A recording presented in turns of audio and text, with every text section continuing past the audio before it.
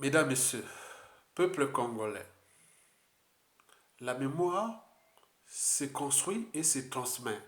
Et pourquoi? Parce qu'un peuple sans mémoire commune ou collective et voire consensuelle, ce peuple-là sera toujours en proie aux mêmes erreurs, aux mêmes drames, aux mêmes tragédies, aux mêmes humiliations. Ce peuple-là sera toujours en proie au négationnisme, à la guerre des mémoires. Et n'oublions pas la repentance. Mesdames, Messieurs, peuple congolais, ceci dit, alors, faut-il interdire Sassou Deni d'y mettre pied ou faire sa campagne électorale à Makwa Penda?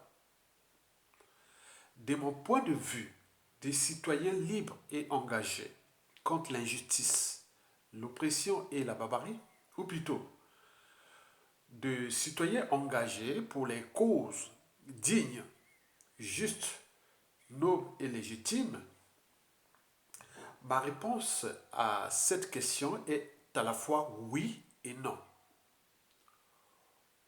C'est de 50-50, 50%, 50%. Oui, il faut l'interdire. Non, il ne faut pas l'interdire. D'abord, pourquoi l'interdire?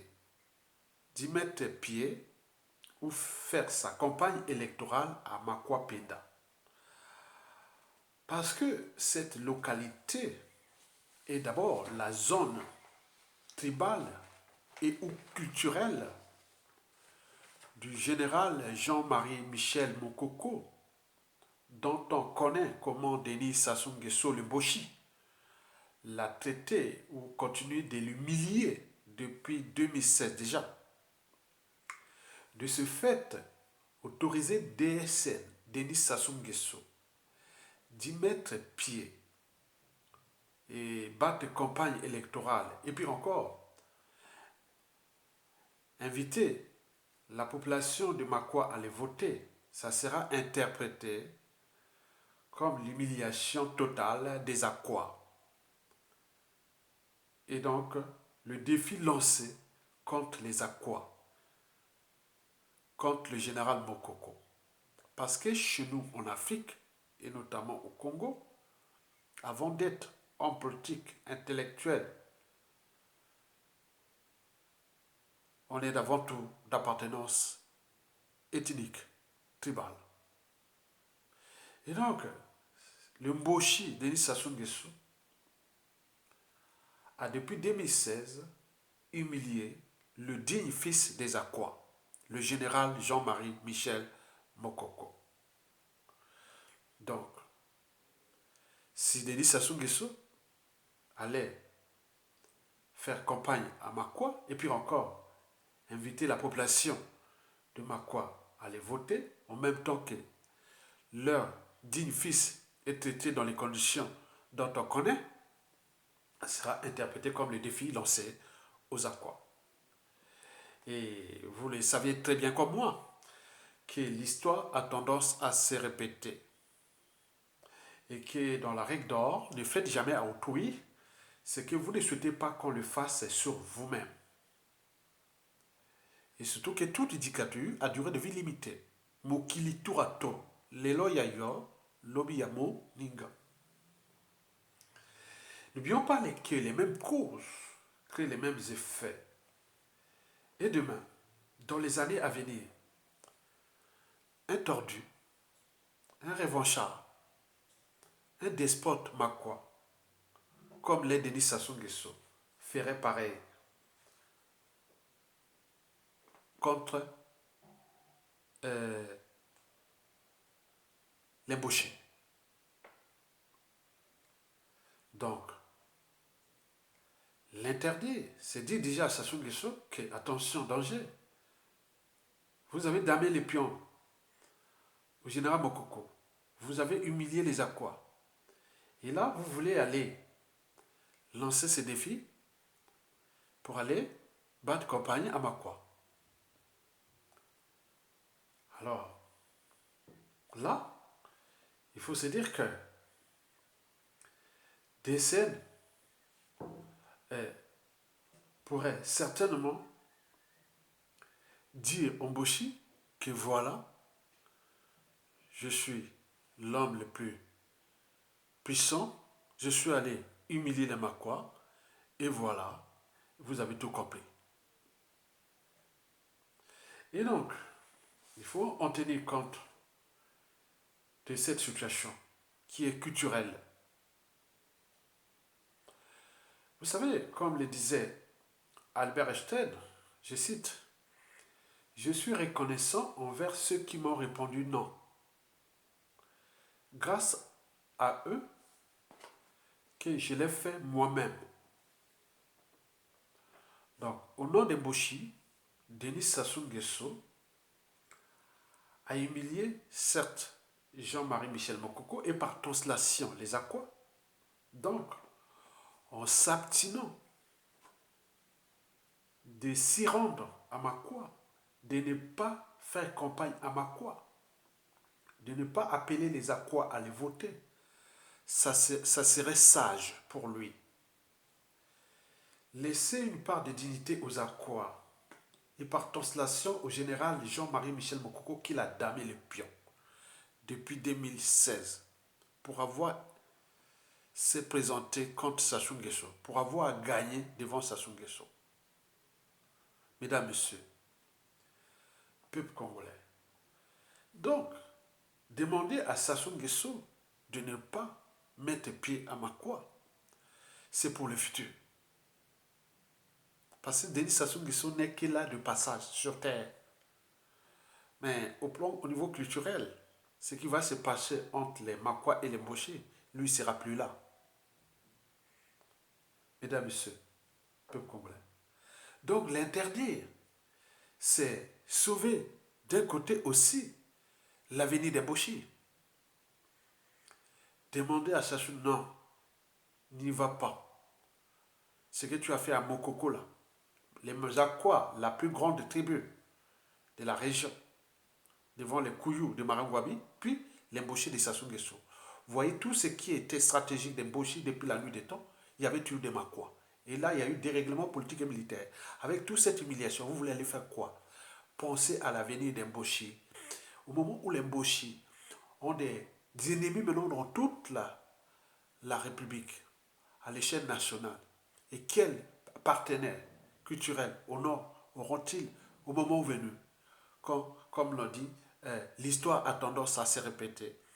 Avec les crimes de sang et de génocide et de masse, que ce soit commis dans tous les pays au nord des Mboshi. Et donc, demander à Sassou Nguesso d'aller encore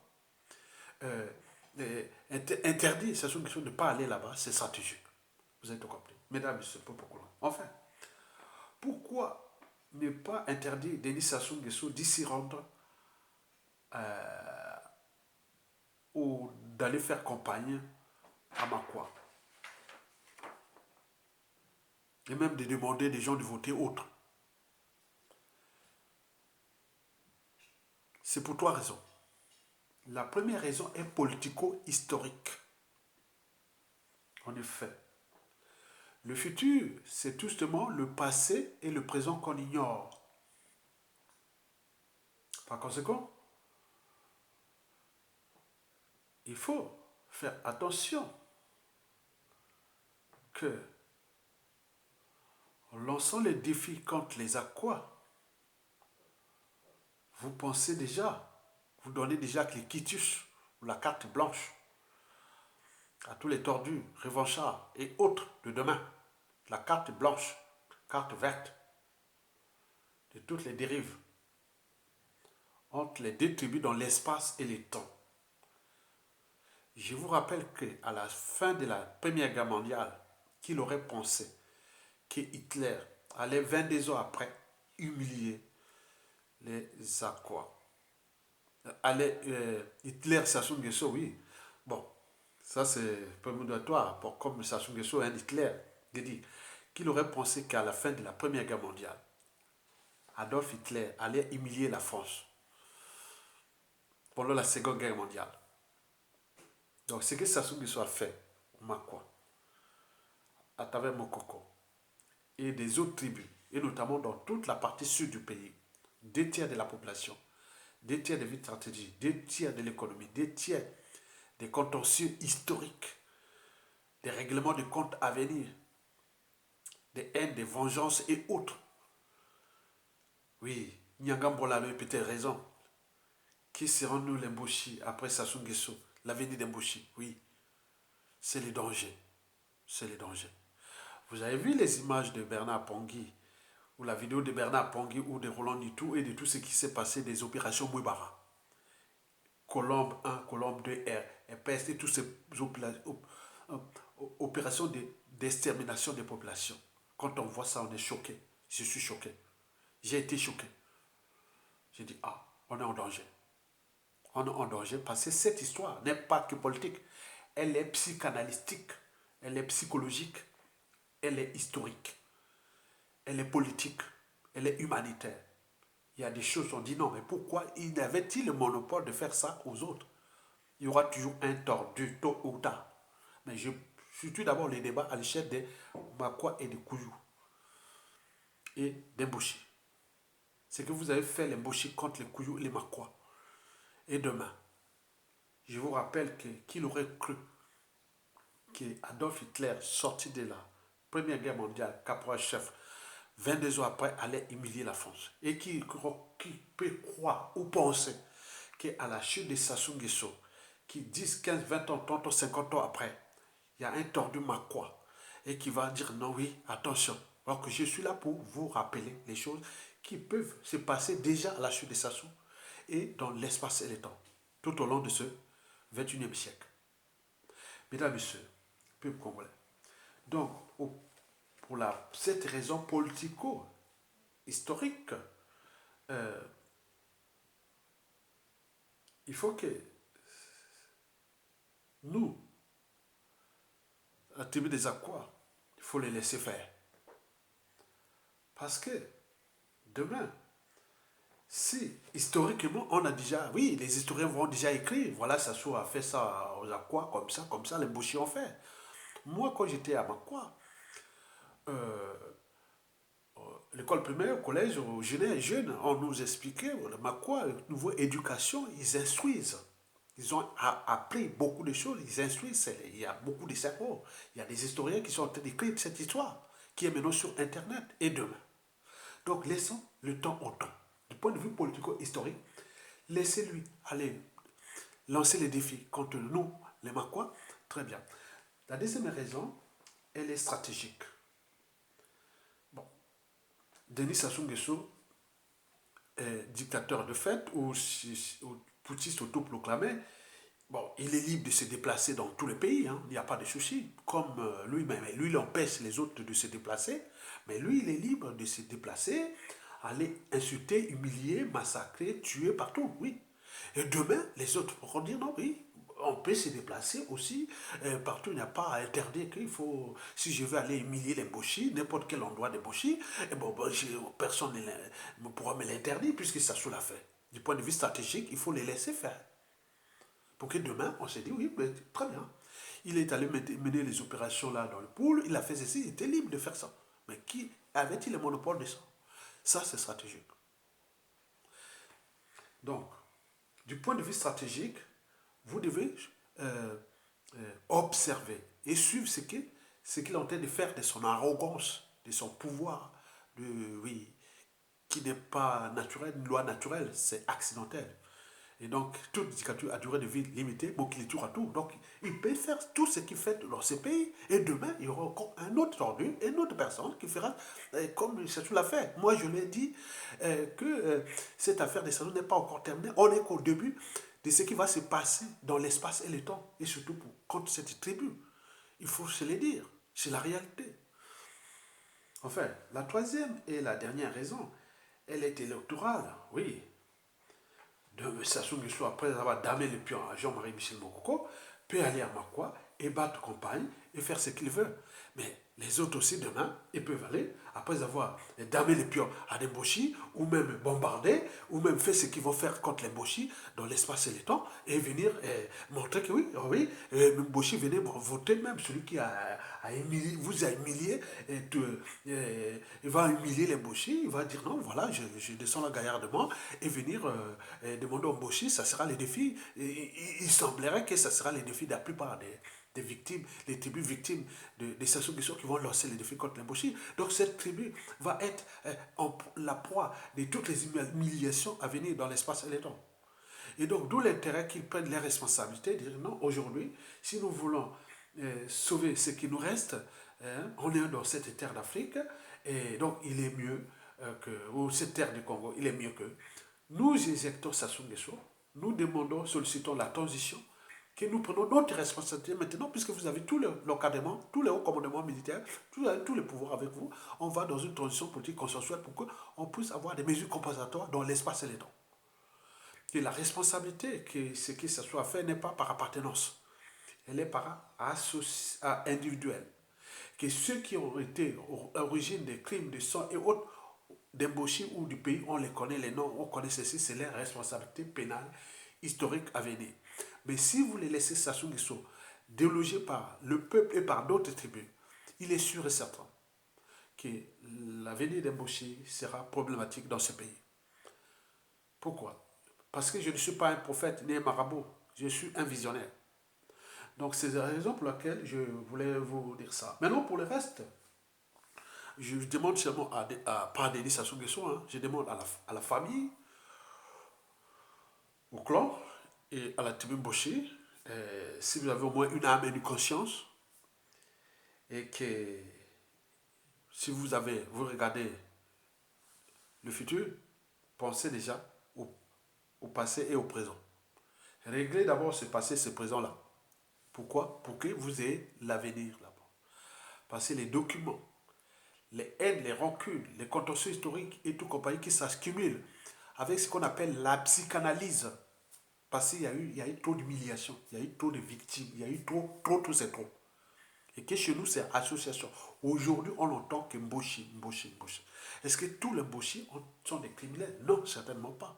Mais par appartenance, par association, on sait bien que ce qui se passe chez nous, parce que Sassou, son pouvoir, depuis 1997 déjà, ou même depuis l'assassinat du commandant Marie Wabi, n'a cessé de massacrer par appartenance.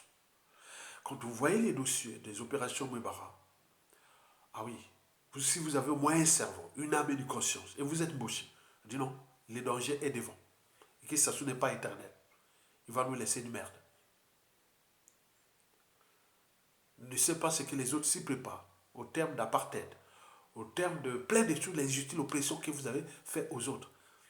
Et avec, en plus, vous continuez à énerver les uns et les autres en faisant cette immoralité et ces comportements kleptomaniques ou tous ces comportements que vous faites là, hein, comportements liberticides, antidémocratiques, antisociaux, criminogènes, immoraux, dissolus, et que vous continuez à faire confiscatoire d'ailleurs. Donc vous faites comme si vous étiez le peuple élu, alors que ce n'est pas vrai. Et donc retenez bien que le danger est devant. Donc je voulais seulement vous rappeler de cette histoire-là, du général Jean-Marie Michel Moukoko. Et bon, c'est un homme digne, il ne cédera pas. C'est l'homme qui sera là pour réparer ce qui s'est passé. Mais nous, il ne faut pas rêver à l'homme providentiel. Hein, parce que la psychanalyse, c'est ce qui est ancré là. Les autres ont écrit des documents. Ils ont écrit sur les documents, ils ont des preuves, beaucoup de choses sont là, elles sont déjà visibles. Des livres, des images, des choses, des familles qui ont été brisées, assassinées et tout compagnie.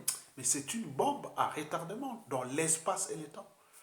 Mais comment le faire si on ne trouve pas une période de communion nationale, consensuelle, qu'on puisse réparer ça progressivement pour repenser d'abord les modes d'accession au pouvoir, comment traiter ces contentieux historiques-là dans un consensus, dans la responsabilité, pas par appartenance, ni par association, mais la responsabilité individuelle, qu'elle soit pénale, politique et autre, administrative.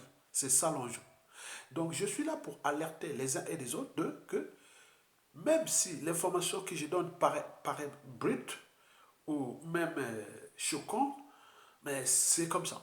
Parce que c'est la réalité qui va arriver. Parce que historiquement, ce qui s'est passé au Rwanda, pendant les génocides rwandais, c'est les mêmes causes. Ce qui s'est passé en Arménie, ce qui s'est passé au Libéria, ce qui s'est passé euh, partout, même chez nous, et c'est les mêmes causes, les mêmes effets. Donc je suis là pour anticiper. Or, diriger, c'est anticiper. Donc je suis en train de demander au Mboshi, à la famille, au clan, ça soit niet à Makwa. C'est un conseil. Niet, il ne va pas. Il ne peut pas appeler aussi. S'il veut faire son hold-up électoral, il veut faire son truc qu'il fait avec là. Mais il ne met pas pied à Makwa. Il va aller faire sa campagne électorale, c'est l'embauché. À Oyo, Lobo, Bouya et tout ça. Faites des campagnes là-bas. Venez pas à Makwa, s'il vous plaît. S'il vous plaît. Ne faites pas la campagne, votre campagne électorale à Makwa. Je vous dis sincèrement. Mais si ça se tombe, au vu des éléments que j'ai, même des intellectuels, des civils politiques et militaires, des gens très intelligents, ils disent l'embauché là commence à bien faire. Au moment où ça soit partir, on va voir ça. Quand les gens mènent beaucoup de cas de Makwa, ils sont là de l'ombre, ils parlent comme ça, militaires même. Combien de fois vous avez déjà tous les Suds, les Larry Congo, les soi-disant le Nibolek, que ce soit les bébés, les Kouni, les autres que vous avez massacrés après les coups d'État sanglants. Et combien vous avez humilié aussi au Kobi Selsa, les Tchourou, le Mutando, les Andois, les Avoukou, et tous ces gens qui vous ont aidé à revenir au pouvoir. Vous avez pris tous les commandements, l'encadrement militaire et les administrations et tout, on met de votre. Donc les tribalismes à fond. Mais vous croyez que vous avez les monopoles de ça. Donc le danger est là. Donc je vous demande simplement, demandez à Sassou Nguesso qui ne met pas pied à Makwa. Jamais. Ni faire campagne. Makwa, d'ailleurs, Makwa ne va pas les voter. Pour nous, Sassou Nguesso vaut rien. 4000 balais, 0-0. Ado Koué, Ada Djabaro, Adi Morobe. Alors, vous avez tout compris. À bientôt.